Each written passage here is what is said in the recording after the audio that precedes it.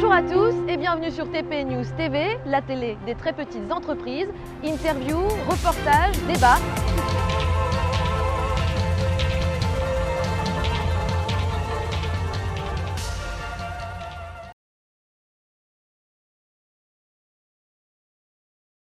Nathalie, très content de se voir, c'est la remise des prix de cette fabuleuse selon Maître Coq à huis clos, des conditions difficiles mais quand même. Alors tout de suite Nathalie, assistante, on vient de le dire, de tout ce club extraordinaire, cette équipe, cette famille. Une très belle équipe. Une très belle équipe. Quel était le plus facile, le plus difficile? Allez, on voudrait savoir la synthèse de cette souris. Alors clairement, ce qui a été le plus compliqué, c'était l'organisation au départ. Parce qu'avec le Covid, on a été obligé de mettre en place des procédures sanitaires très strictes. Tous ceux qui ont participé à la Solo Maître Coq ont dû nous envoyer des tests PCR négatifs. Il a fallu les vérifier, leur donner un pass, donc ça a pris un peu de temps. Chacun a joué le jeu, tout le monde a joué le jeu, et ça, c'est extraordinaire. Du coup, on a la confiance des autorités et on va pouvoir continuer à organiser des courses, on espère, encore longtemps. Voilà. Alors Nathalie, on te voit au bureau, des assistants, le téléphone, tu réponds, on t'envoie des SMS pour nous donner un peu l'état des lieux. C'est un sacré boulot. Pendant combien de temps de préparation avant la course qui a duré pratiquement 10 jours? Alors la préparation de la course, ça commence quasiment à la fin d'une édition. On pense déjà à la prochaine, à ce qu'on va pouvoir améliorer, éventuellement commencer à se placer sur le calendrier de la classe et de la Fédération française de voile. Et puis réellement, on rentre dedans environ 2 mois avant le début de la course, avec les avis de course, avec différentes déclarations qu'on a à faire auprès des affaires maritimes, auprès du préfet. Alors c'est quand même une sacrée organisation, je t'ai vu souvent me dire non, j'ai pas le temps, j'ai pas le temps. Vrai. Alors on parle d'une famille, de ce club, les Sables d'Olonne, Vendée, course au large, des bénévoles, ils sont toujours là présents. On a des Philippe, des Bernard Gergaud, les photographes, Bréchy, il y a aussi Claudia pour les caméras, vous avez des sons. C'est ça. C'est une sacrée belle organisation quand même. Alors on a un super club et c'est vrai qu'on est très fort dans ce club grâce à l'équipe de bénévoles qui est là depuis le début, qui s'enrichit chaque année.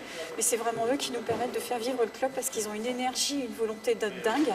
Et donc on peut continuer, on peut faire des choses vraiment extraordinaires. Et on nous envie souvent d'ailleurs cette capacité et cette force. Voilà. Remise des prix aujourd'hui, il y avait quand même un beau plateau. On a des beaux, on a Xavier Macaire qui s'est bien débrouillé, on a Tom Laperche. Qui fait partie du club. Et oui, qui fait partie du club. Et Tom Laperche qui récidive, deuxième fois tenant du titre. Qui est tout jeune, à 23 ans, mais qui est vraiment un très très prometteur. Il est un très bon skipper, très prometteur, qui gère très très bien ses courses. Et on va en entendre parler pendant longtemps, je pense. Il y a encore 29 inscrits quand même, c'est quand même formidable. Alors qu'on était à huis clos, conditions sanitaires restrictives. Oui. C'est un beau plateau, Marie. C'est un très beau plateau avec pas mal de nouveaux en plus. Des bisous. Et des femmes. Et des femmes. Et des femmes. Un très très beau plateau avec une très belle course cette année aussi, qui a eu des conditions vraiment particulières, avec beaucoup de pétoles, avec beaucoup de vent aussi quand ils sont montés au nord de Belle-Île.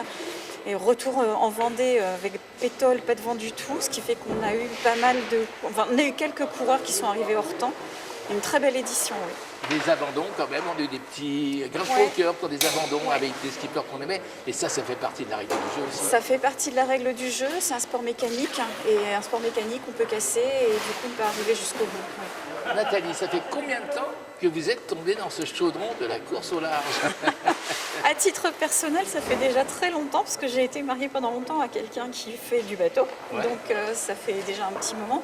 Et moi, c'est la 3e saison que je fais en tant qu'assistante du club, mais j'étais bénévole avant dans le club pendant 2-3 ans déjà. Alors la motivation de Nathalie, notre assistante, toujours le sourire, les yeux pétillants, malgré le masque, on sait qu'on sourit.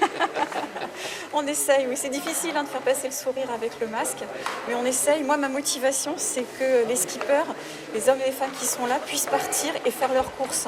Donc l'essentiel, c'est qu'ils soient bien et que du coup, tout ce qui est administratif en amont, ils se déchargent de ça sur moi, pour ma partie, et qu'ils puissent partir le faire tranquillement. Nathalie, tu ne vas pas lâcher le stylo, la prochaine course? La prochaine course, c'est les Sables Horta, en classe 40. Donc ça, c'est une autre course encore qui va partir vers les Açores, une course en double. On a déjà une vingtaine d'inscrits, une vingtaine de bateaux inscrits. Ça va être un superbe plateau parce qu'il y a pas mal de classe 40 en construction. Et donc on va avoir des tout nouveaux bateaux et on va retrouver des gens comme Axel Tréhin par exemple ou Yann Lipinski qui se sont construits des super bateaux avec des bouts arrondis comme on voit de plus en plus en classe mini notamment. Et on a hâte, on a vraiment hâte. Et la date? Départ des Sables, je crois que c'est le 26 ou 27 juin. Là j'ai un petit bémol.